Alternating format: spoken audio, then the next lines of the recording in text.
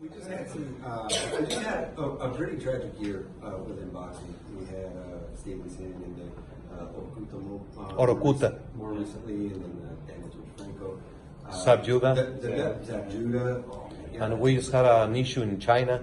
And the WBC has kind of been a pioneer in boxer safety. The rounds and things like that.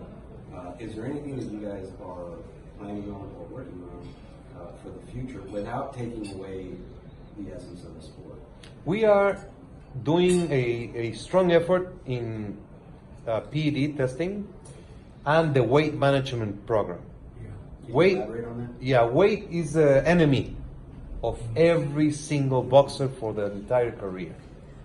The way, like last night I went to bed, I had a nice meal with Chuck and with Tyson, and I went in the scale and I was 2 pounds over. I was so depressed. 2 pounds. I mean 2 pounds. And then I work out and I did a big effort and I lost 2 pounds in a 1 hour workout. And when you read that a fighter after the weigh-in climbs into the scale next day, and then from that official weigh-in the next day he is 12, 15, 20 pounds over.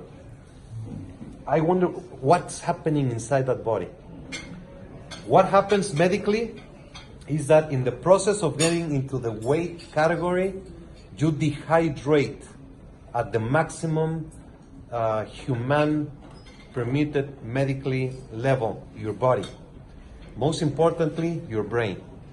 When you dehydrate, the encephalic fluid is also dehydrated. All of us, when we go to bed, our brain is gonna regain 1 pound of encephalic fluid every night. That's why we change the weigh-in from a day of the fight to 1 day, so you can sleep and the encephalic fluid can replenish at 100%. If you have extra stress and you have over dehydrated yourself, then next day you're gonna get it all back, but it's not really in the essence that your body needs to be, and that's our key. What we're doing, when you sign a fight, you have to tell us exactly what you're weighing at that moment. We can measure from the time of the signing until the fight day how much that fighter has to lose. We're doing the 30-day. We implemented a 14-day and a 7-day weigh-in to monitor that the fighter is losing the weight gradually and responsibly. And now we are making a weight at the arena to see how much that fighter gained from the official weigh-in until the day of the fight. And that study is going to last for a year. We're studying what's happening to those, how much they weigh, how much they increase, and see if there's any specific data that can be used. There is no relationship between the heavier and who wins the fight. Usually who is heavier is losing the fight. So that's one of the priorities. Testing the medicals, that's top. We have changed the MRI to be mandatory once a year instead of 3 or 5 years. You can have many states have it for 5 years, so you can have your MRI and then 5 years go by until you're mandated to have another one. But that is our top concern from day one, and whatever has to be done, I'm extremely worried and concerned because in a month we had 3 accidents in the ring. I still believe that boxing is no more dangerous than any other sport. We have much more safety actions in boxing, but the accidents happen. So we are working on it. And to follow up on that, with every state having its own commission, what type of challenges do you run into dealing with each different state to get a uniform safety all the way across the board? It's a big challenge, and the problem is the legality, because in the United States you cannot share medical information publicly unless there's a written confirmation that you can release. So we find sometimes that if he's going to fight in Colorado and we ask Colorado, has he complied with the medical? They say, no, I'm sorry, we cannot tell you. So it's a problem for the promoters and for the organizations. But I simply cannot understand how in the United States, every state has different medical requirements. That's so easy to implement, so simple.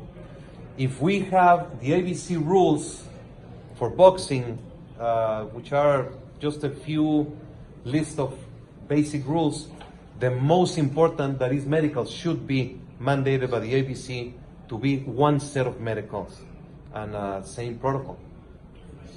Also, sparring.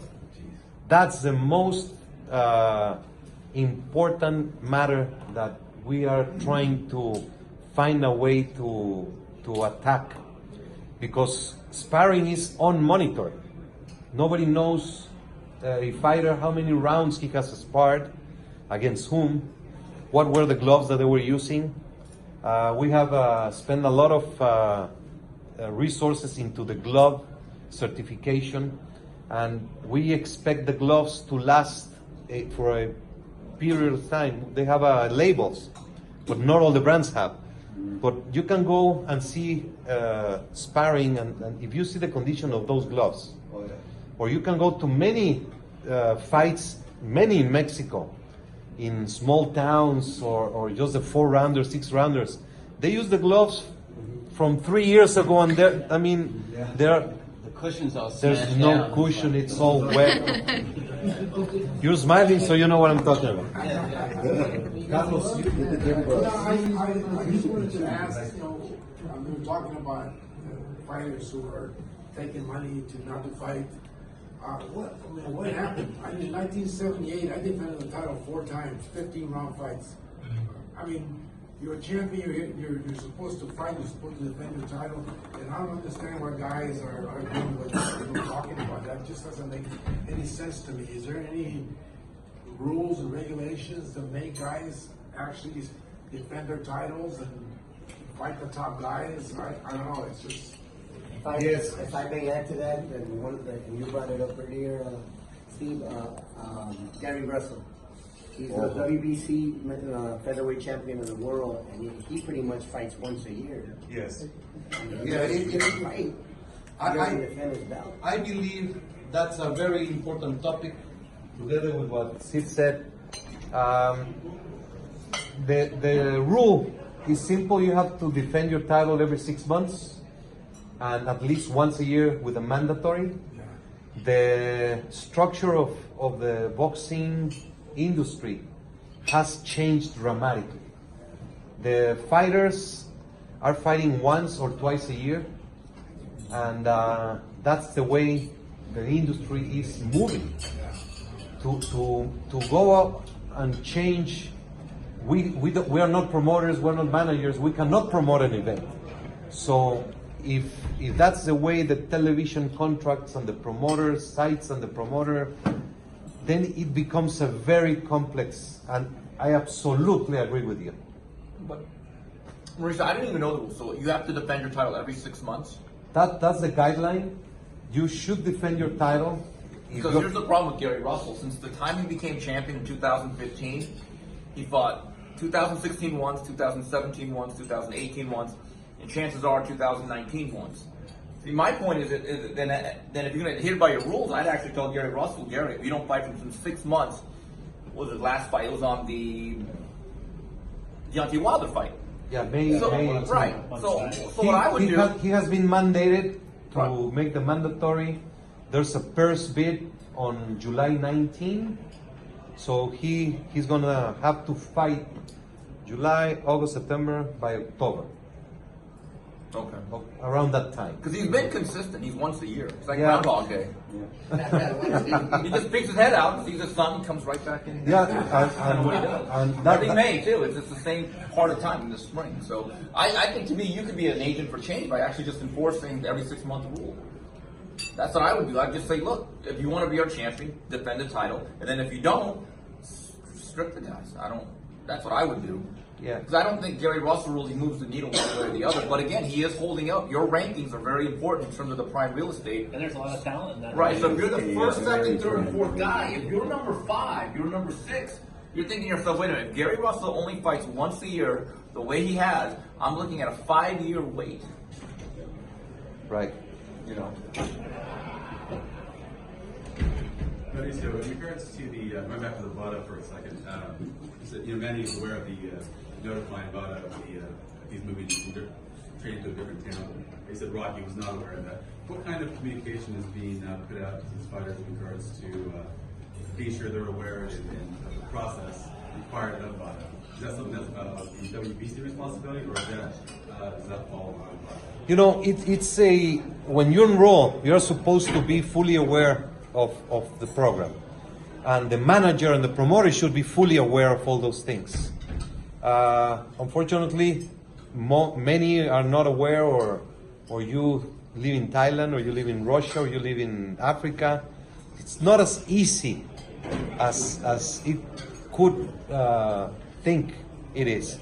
It's a complicated, it's a difficult task, but we're moving. What we're doing a mandatory verification of the information that is in the database. We started this process 2 months ago, so we're starting to contact the fighters and verify if that information is current, and just help them with the knowledge of the. But if the promoters and the managers and their staff, the matchmakers, if they help, then it's much more efficient that way.